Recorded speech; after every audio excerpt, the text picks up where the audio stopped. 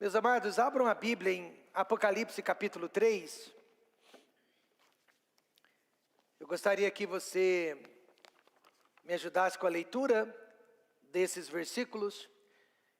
Pastor Márcio, pode ler para nós versos 7 a 13, por favor? Apocalipse 3, melhor dizendo, versos 7 a 13. Eu quero falar hoje à noite sobre a igreja do amor missionário. Vamos nos colocar em pé para a leitura da palavra de Deus, por favor.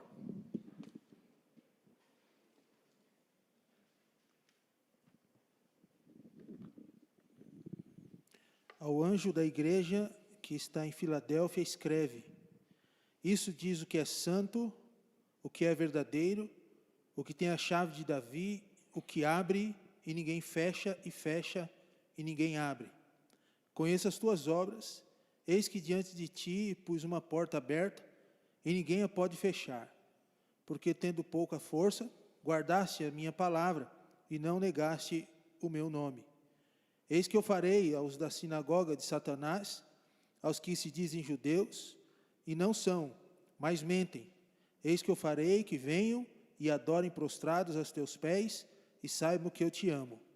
Como guardaste a palavra da minha paciência, também eu te guardarei da hora da tentação que há de vir sobre todo o mundo, para tentar os que habitam na terra. Só um instante, pastor.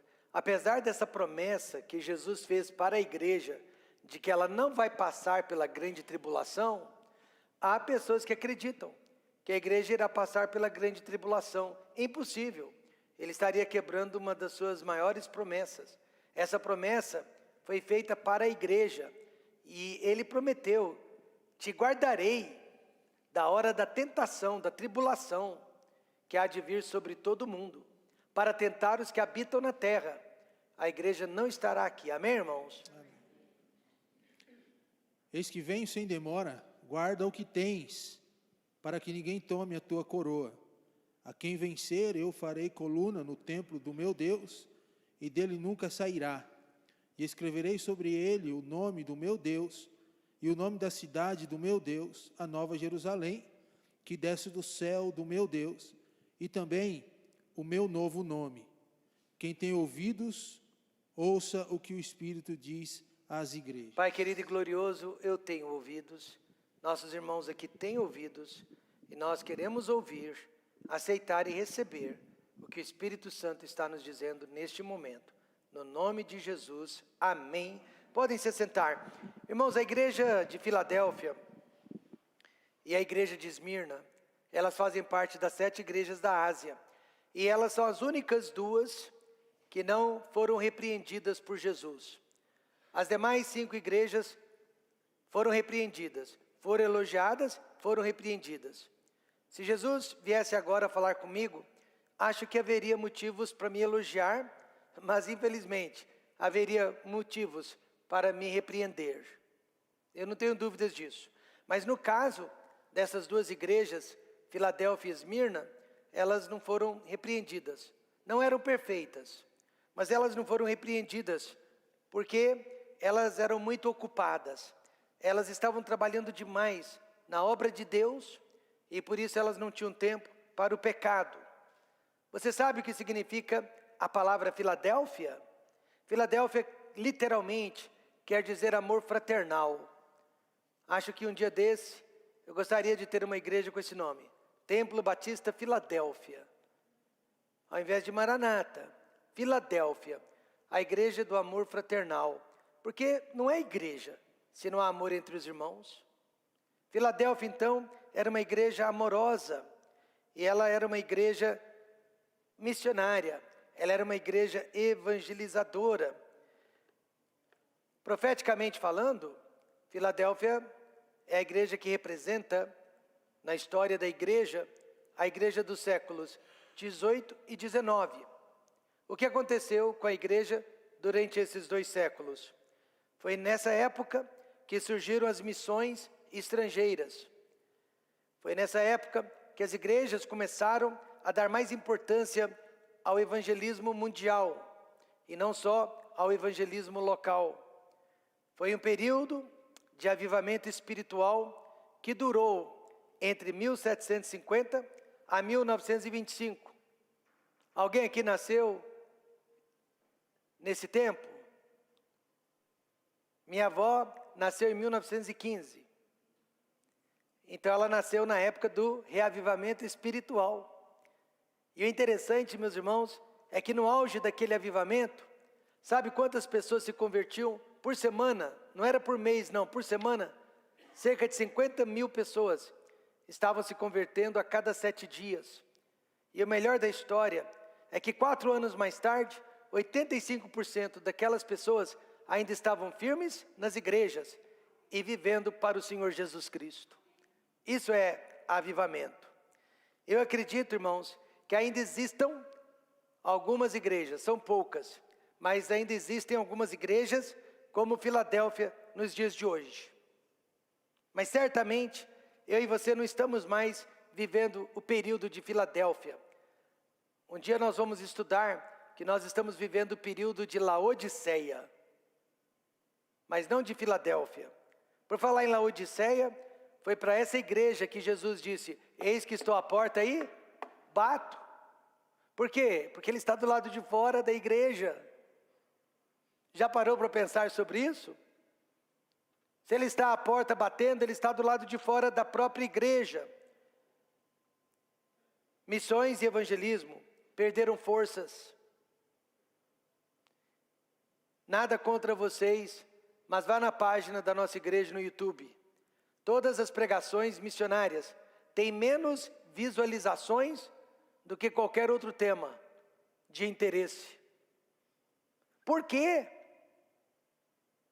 Quando se trata de uma mensagem que fala de oração, quando se trata de uma mensagem que fala de evangelismo, quando se trata de uma mensagem que fala de missões, ou até mesmo da própria Bíblia, tem menos visualizações, menos interesse por parte das pessoas. Missões e evangelismo perderam forças. As igrejas trocaram evangelismo por marketing. As igrejas trocaram evangelismo por sensacionalismo. Agora elas conseguem encher os bancos, não através do evangelismo, mas através da sua música estridente, através da sua música que serve de chamariz para atrair principalmente os jovens. Você sabia que há igrejas no Brasil, uma denominação religiosa no Brasil, que ela manda um obreiro para um determinado bairro, para uma determinada cidade, e dá para ele apenas 6 meses para fazer a igreja crescer? Só que o obreiro vai com alto salário, ganhando muito bem, mas ele é avisado que se em 6 meses a igreja não pagar o salário, ele perde aquele salário. Ele perde aquela oportunidade. Então um obreiro assim, ele está desesperado, e ele vai fazer de tudo para que a sua igreja cresça, até prometer ressuscitar os mortos. Mas isso não é missões, isso não é evangelismo, e a igreja de Filadélfia jamais faria algo assim, amém, irmãos? Veja no verso 7 o que Jesus disse, falando dele: o que tem a chave de Davi, o que abre ninguém fecha, e fecha e ninguém abre. A chave fala sobre a autoridade de Jesus. É por isso que há muitos anos eu decidi que eu não vou chutar portas, amém, irmãos? Eu não chuto portas, Deus precisa abri-la, ou eu não entro por ela. É perigoso chutar portas, porque só Ele tem a chave, amém? Só Ele pode abrir, só Ele pode fechar. E a porta fala de oportunidades. Eu creio que o TBM de Rolândia, agora Cambé, foi uma porta de oportunidade. Nós estávamos nos preparando para começar um trabalho em Pirassununga. E Deus mudou todos os nossos planos, porque Ele tem esse direito. Entre 1750 e 1900, muitas portas foram abertas. Foi nessa época que se inventaram o rádio, as ondas sonoras, os meios de transportes mais sofisticados, como o avião. O muro de Berlim caiu, a União Soviética foi desintegrada, aí nós mandamos missionários e Bíblias para aqueles lugares que eram proibidos antes.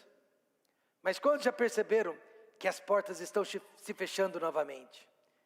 Quantos já perceberam que as oportunidades estão acabando novamente? Alguém sabiamente disse: a oportunidade se veste de trabalho, por isso que poucas pessoas a encontram. A oportunidade se veste de trabalho, por isso que poucas pessoas a encontram. Se você ainda não participa do nosso programa missionário chamado Promessa de Fé, e se você não evangeliza, você não ganha almas, você não fala de Cristo, então nesta noite, Jesus apresenta 3 razões que poderão mudar a sua atitude. A primeira delas, verso 8, Cristo conhece as nossas obras, boas e más. Conheço as tuas obras, eis que diante de ti pus uma porta aberta, ninguém a pode fechar, tendo pouca força. Eu nunca me vi com tão pouca força quanto nos dias de hoje, mas mesmo assim, tendo pouca força, guardaste a minha palavra, não negaste o meu nome.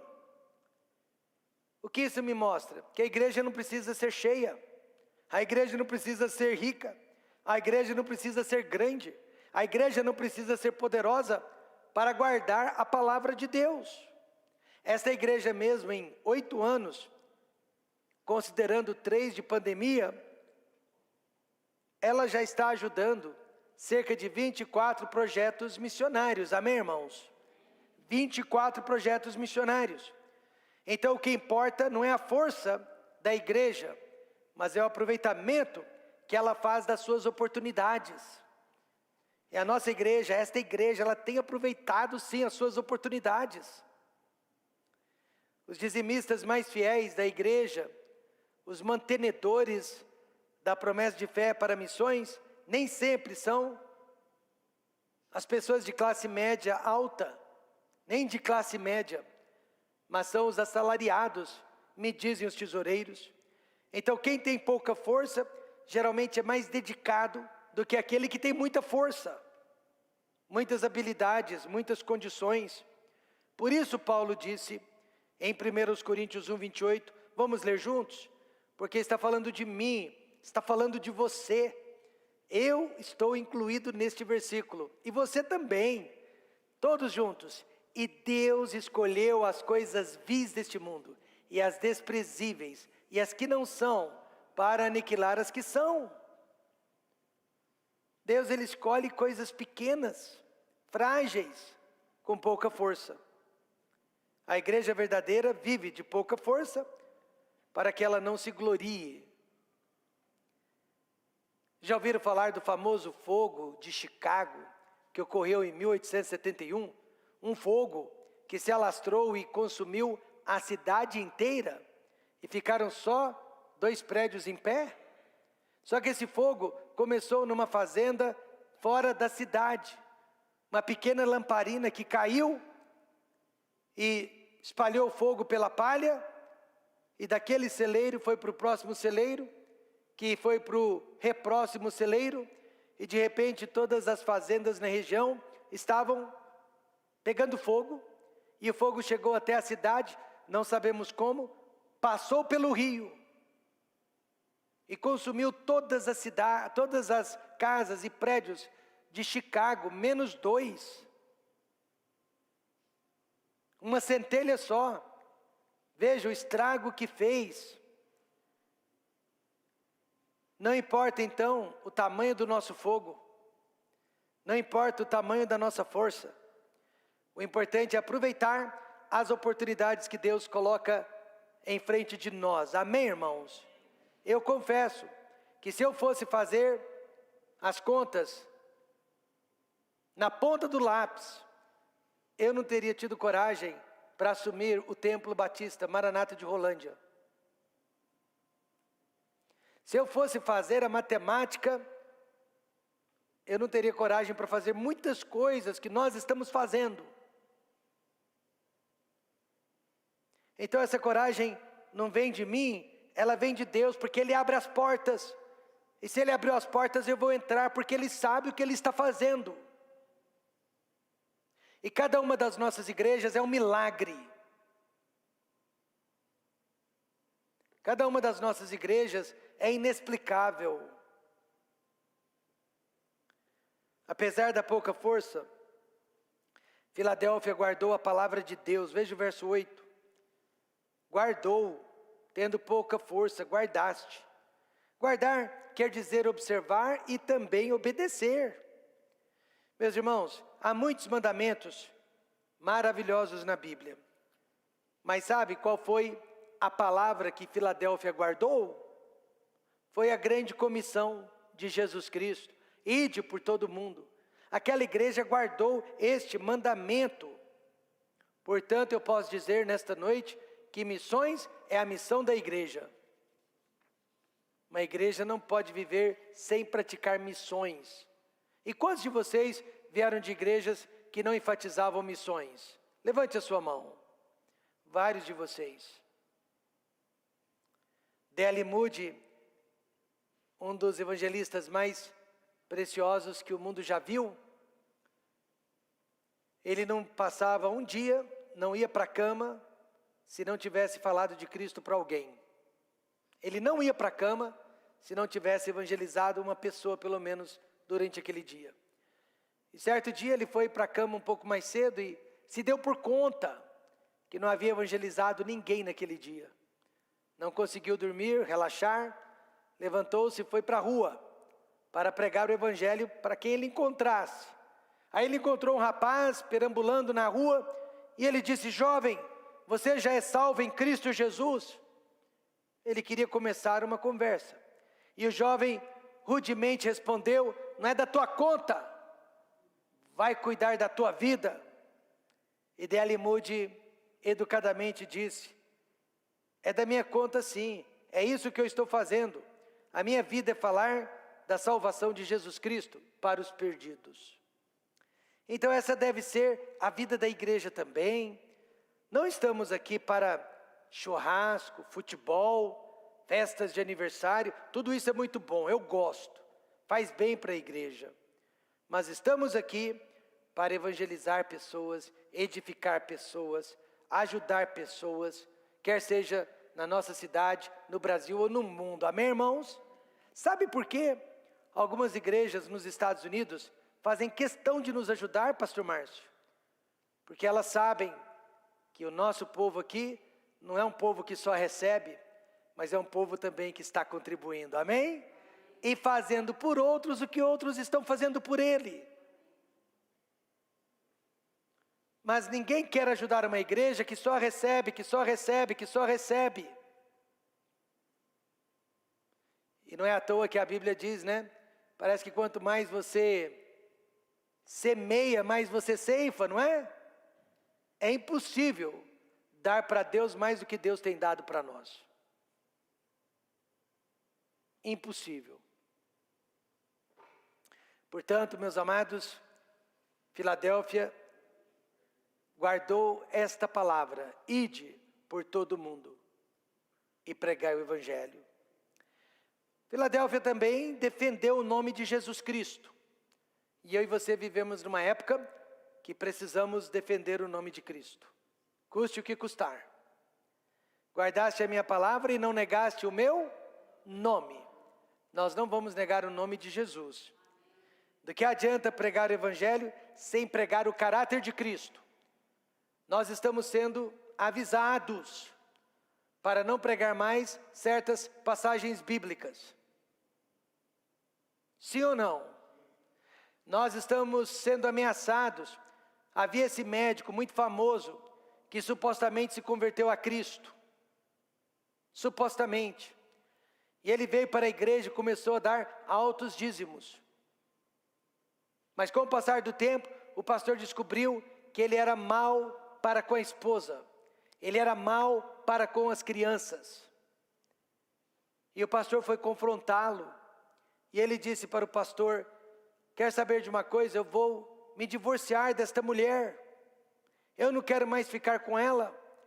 E o pastor disse: não faça isso. não é da vontade de Deus. Deus quer que você fique com ela, que você salve o seu casamento.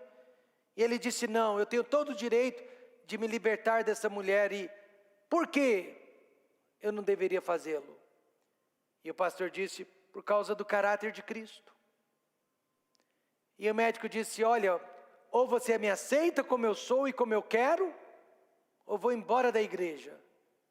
E o pastor disse, você pode ficar como você é e como você quer, mas eu preciso continuar pregando a palavra de Deus. Mas eu sei de outros pastores, de outras igrejas, que eles não vão mais pregar certas passagens da Bíblia, porque eles não querem ofender as pessoas. Então eles preferem ofender a Cristo. Eles preferem negar a Cristo. Mas Filadélfia não. Veja o verso 7. Isto diz o que é? Diga alguém. Verso 7. Isto diz o que é? Santo. Santo quer dizer o quê? Alguém se lembra? Separado e verdadeiro. Agora veja comigo, 1 Pedro 1,15. Mas como é santo aquele que vos chamou, sede vós também santos, em toda a vossa maneira de viver. Então Filadélfia chamou os irmãos de lado e disse, vamos segurar aqui a palavra de Deus, ide por todo mundo, vamos levar o evangelho avante, e vamos nos separar do paganismo, vamos nos separar do mundanismo, e vamos nos santificar para Deus. Jesus não repreendeu a igreja que guardou a sua palavra, a igreja que defendeu o seu nome. Mas veja em segundo lugar, Cristo demonstra o seu amor por nós também. Cristo demonstra, Ele não só conhece as nossas vidas, mas Ele demonstra que nos ama. Verso 9, se Jesus descesse aqui agora, de que forma Ele iria nos confortar? Eu não sei, mas veja como Ele confortou Filadélfia. Eis que eu farei aos da sinagoga de Satanás, aos que se dizem judeus e não são, mas mentem, eis que eu farei que venham e adorem prostrados a teus pés e saibam que eu te amo. Esse grupo, sinagoga de Satanás, estava dando um trabalhão para a igreja de Filadélfia. Eles estavam se unindo e estavam realmente causando tumulto dentro da igreja. Eles eram pseudo-judeus cristãos. Eles vieram do judaísmo e eles trouxeram todas as crenças e rituais do judaísmo para dentro da igreja. E eles começaram a pregar salvação pelas obras, a guarda da lei, a guarda dos dias, dos meses, dos anos. E de repente, eles estavam atacando aqueles que ensinavam salvação pela graça. E não era fácil lutar contra esse povo. E Jesus disse, olha, eu te amo tanto e admiro tanto a sua paciência, eu vou fazer com que esses judeus falsos voltem e prostrados adorem vocês. Esse adorar aqui, vocês têm que entender, não é no sentido de que a igreja seria Deus na vida deles. É no sentido de penitência, de arrependimento, de remorso. Eles vão reconhecer que vocês estavam certos e que eles estavam errados. É raro, mas eu já vi isso acontecendo antes. Já vi pessoas, depois de vários anos, voltando para a nossa igreja e dizendo, pastor, errei, falhei, me perdoe. O que eu fiz não foi correto.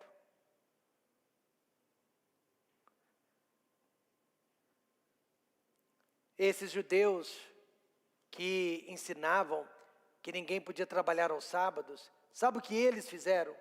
Apanharam lenha no dia de sábado para a fogueira de Policarpo, um dos membros da igreja. Eles não deixavam com que ninguém trabalhasse aos sábados, mas eles próprios apanharam lenha no sábado para queimar um homem inocente.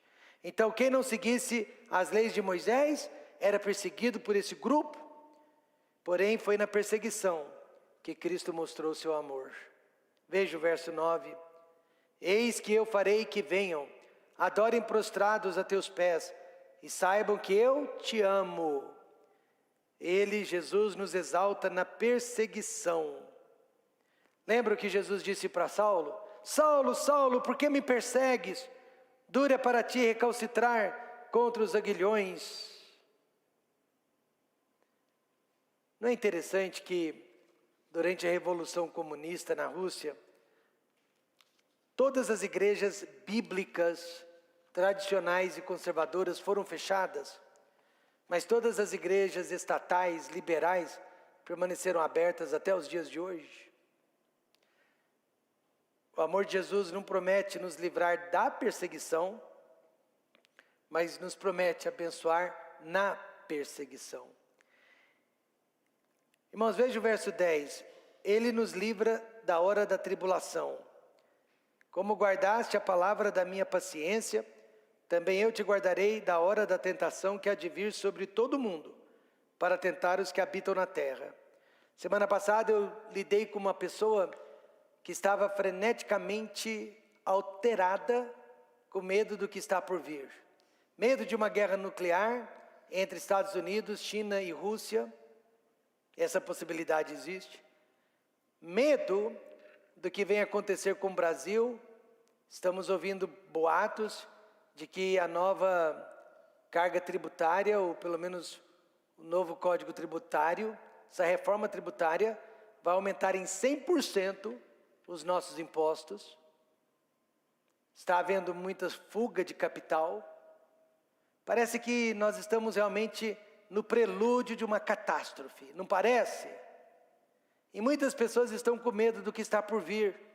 Mas veja a promessa de Jesus. Ele vai nos livrar do pior. Amém, irmãos? Ele não vai nos livrar de todas as dores. Eu sempre ensinei que nós vamos passar pelo princípio de dores, mas Ele promete que vai nos livrar do pior. Veja comigo, 1 Tessalonicenses 4, 16 e 17. Porque o mesmo Senhor descerá do céu com alarido e com voz de arcanjo, e com a trombeta de Deus, e os que morreram em Cristo ressuscitarão primeiro.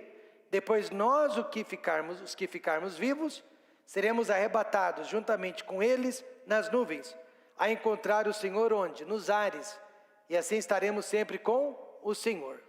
Aqui fala do arrebatamento. A volta de Cristo, que é chamada de segunda vinda, Ele vai pisar no Monte das Oliveiras. O arrebatamento, Ele não volta à terra, Ele nos encontra nos ares. Ele nos encontra nos ares. Agora, como que o mundo vai explicar, Rodrigo, o desaparecimento de bilhões de pessoas? Vocês já perceberam como que o mundo está sendo preparado para isso?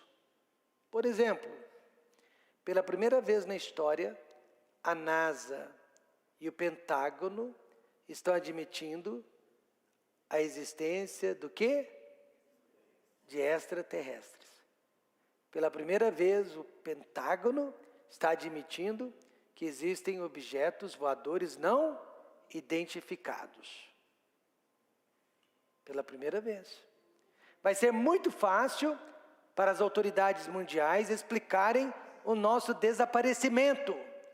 E as pessoas irão acreditar piamente, completamente. Nós estamos vendo há 3 anos, pessoas estão acreditando nas mentiras mais esfarrapadas que existem. É a operação do erro, é o espírito do engano, que já está habitando entre nós. Então, meus amados irmãos, não vamos mais perder tempo. Nós temos mais é que fazer o que Filadélfia fez, é guardar a grande comissão de Cristo e não negar o nome dEle. Pense nisso. Suas malas já estão prontas? Porque a perseguição que sofremos agora nem se compara com a tribulação pela qual esse mundo irá passar. E, em último lugar, Cristo recompensa os seus seguidores. Ele demonstra o seu amor e ele recompensa os seus seguidores. A quem vencer, eu farei coluna no templo do meu Deus, e dele nunca sairá. Quantos acreditam que a salvação é para sempre? E dele nunca sairá. Agora, quem é o vencedor? Você sabe? Quem é o vencedor? Lembra, Florindo, a gente cantava no acampamento? Somos vencedores, vencedores que amam ao Senhor. Sim, vencedores, vencedores que amam ao Senhor. Amém? Quem são os vencedores? Primeiro, quem não são? Aquele que guardou a sua religião, por melhor que tenha sido. Aquele que guardou os 10 mandamentos, como que se isso fosse possível. Aquele que foi batizado, etc e tal, não são os vencedores. Eu vou deixar a Bíblia explicar quem são os vencedores. E se você for quero ouvir um amém. 1 João 5, 4 a 5. Porque todo que é nascido de Deus vence o mundo. E esta é a vitória que vence o mundo, a nossa fé. Quem é que vence o mundo? Senão aquele que crê que Jesus é o Filho de Deus. Quantos acreditam, creem que Jesus Cristo é o Filho de Deus? Amém. A fé nos faz vencedor. Então, quantos vencedores há aqui nesta noite? E o que os vencedores irão receber? Coroas. Veja o verso 11. Eis que venho sem demora, guarda o que tens, para que ninguém tome a tua coroa. Salvação, ninguém pode tomar de nós. Galardão, as pessoas podem tomar de nós. Como que perdemos os nossos galardões? Se afastando de Cristo, se afastando da igreja, se afastando da palavra de Deus, se afastando do evangelismo, se afastando da santidade. E se envolvendo com o pecado e com as coisas do mundo. Nós perdemos os galardões. E o diabo está atrás dos nossos galardões. Ele quer tirar tudo que nós já conquistamos para Cristo neste mundo. O que mais o vencedor recebe? Vida eterna. Veja o verso 12. A quem vencer, eu farei coluna no templo do meu Deus, e dele nunca sairá. Então melhor que as coroas é saber que nunca mais sairemos da presença de Deus. Terminando, uma pessoa pode ser boa, honesta e religiosa, mas do que adianta se ela não possui a certeza da vida eterna? Ela será uma pessoa frustrada. Ela é aquele tipo de pessoa que evita pensar na morte e evita pensar na eternidade. Vamos ser sinceros, não podemos ter medo da morte, amém, irmãos? Medo de morrer é diferente. Medo do processo da morte é natural, mas medo do que vem depois da morte não existe no coração do crente. Jesus disse para o ladrão: hoje mesmo estarás comigo no paraíso. 2023 anos mais tarde, aquele ladrão está com Jesus Cristo. A Bíblia dá toda garantia que um dia vamos para o céu. Jesus disse: eis que diante de ti pus uma porta aberta. Vai entrar por ela, pastor Márcio e dona Vânia? Vai entrar por ela, irmão Davi, irmão Cleto, irmã Grace? Vocês vão entrar. Porque não adianta a porta estar aberta se vocês não entrarem por ela. A porta está aberta agora. Vamos entrar por ela. Mas para isso vocês vão ter que deixar muitas coisas para trás. E vale a pena. Cristo conhece as nossas obras, Cristo prova que nos ama, Cristo recompensa as nossas obras. Então alguém pode ser membro do TBM, Templo Batista Maranata, e não ser um membro da Igreja de Filadélfia. Para ser membro da Igreja de Filadélfia, você precisa aproveitar as suas oportunidades. Não queime as suas oportunidades, não desperdice mais as suas oportunidades. entre pela porta aberta. Amém e amém.